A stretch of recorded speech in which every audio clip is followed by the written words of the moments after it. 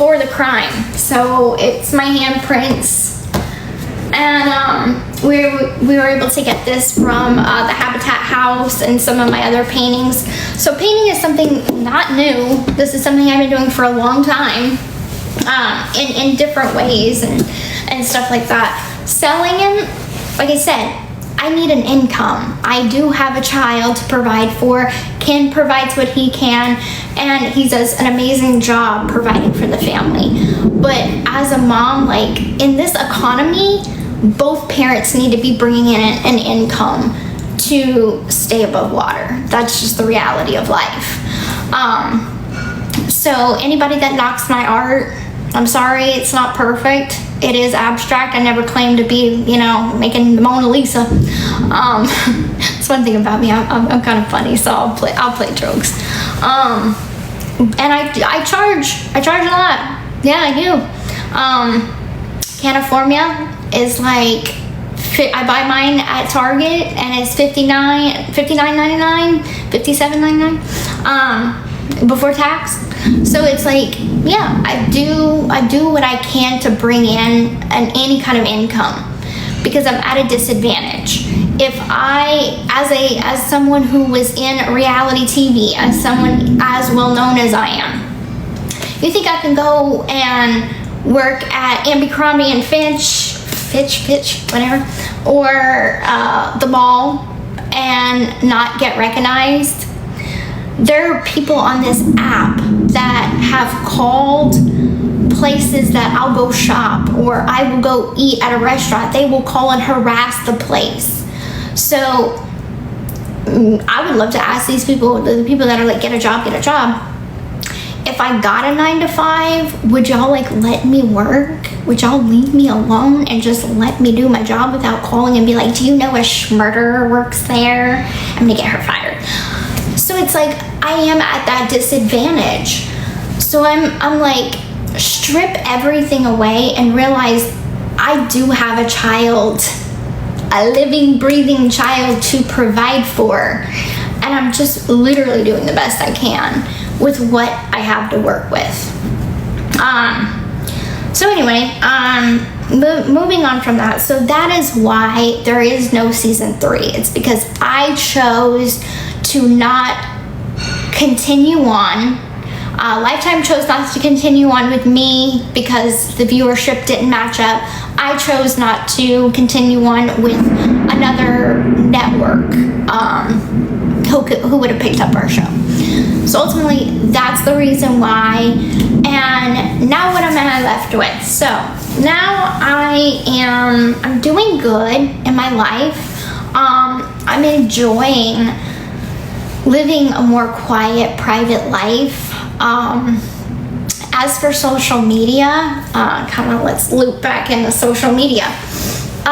Social media and I, as we have seen on the show, has been something I have been battling with since I got out of prison. My expectations of social media when I got out was basically, oh, thank you, Mac. I just read a text. My expectations for social media when I got out was like, I want to post selfies. I want to play on Snapchat. I want to be goofy and do silly TikTok videos of me dancing and like everything that I was like scrolling by. I'm like, oh, that's a trendy video. I want to do that. And, because it's like I didn't get a chance to get into all that stuff when I was locked up. Like, when I was locked up, all this stuff was going on, and I'm like, I want to try that out. I'm 34 years old, but like in my soul, I feel like sometimes I'm like 20. I'm like, sometimes I could be a little goofy, be immature, be a little smart ass sometimes, but that's only like one part of me. That's cool. Thank you. The other part of me is every bit of 34 and learning what are my priorities in life? What is the meaning of me? Who am I?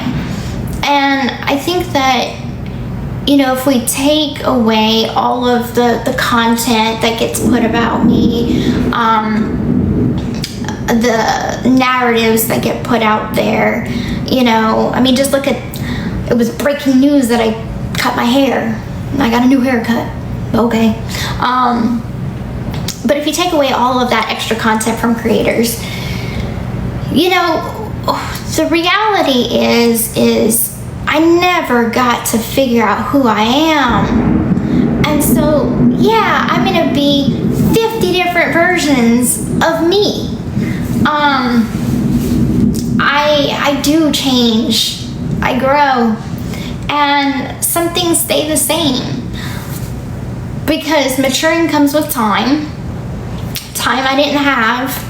And in prison is supposed to be reform. Okay, in a lot of ways, prison is actually just a babysitter. It's an adult babysitter. I have seen countless times of how the guards handle inmates' bad behavior, and to the people that are like that, for the people that are really wanting to better themselves, they honestly get something out of prison. But to the people that are just, we call them frequent flyers. So that just means they get out, they reoffend, they go right back. They do it and they do it and they do it. I've seen one girl come back 15 times. I'm not even gonna lie. I'm like, you again? When are you ever gonna learn? But that's unfortunately how it is. And during COVID, it was really bad, because it's like they were trying to make sure that everybody didn't get COVID, but also that meant whenever somebody did something wrong, segregation was filled because they were using it as quarantine for a while. The prison does what they can, and with the programs. Like for me, I try to do as many programs as my prison would allow me to do. I did group therapy, which I got certificates in. I got my GED, which I was like super proud of myself, because it's like I had to learn all that stuff from the ground up. So it's like, yeah, my GED might not be a college degree, okay, but it was big for me, so that's all that matters. So it's like, in prison, you get what you give. And that's just how it is. I did everything I can within, thank you. I did everything I could have within, the limits of what I had to work with. Sorry, I was talking. So coming out, they don't teach you about real life in prison. In prison, the loudest dog is the one, you have to be the ferocious, you have to be tough, you have to be, that badass, in order to be respected. So coming out of prison, I'm like, okay, so if someone doesn't like me, I've got to be snarky. I've got to be, more. And then I started to realize over the course of, my time being free, you don't address someone with a different opinion, with like being straight up rude. Now, I am the type of person that if you come at me rude, I'm probably going to come at you rude too. But I've also been having really good conversations with creators on this app.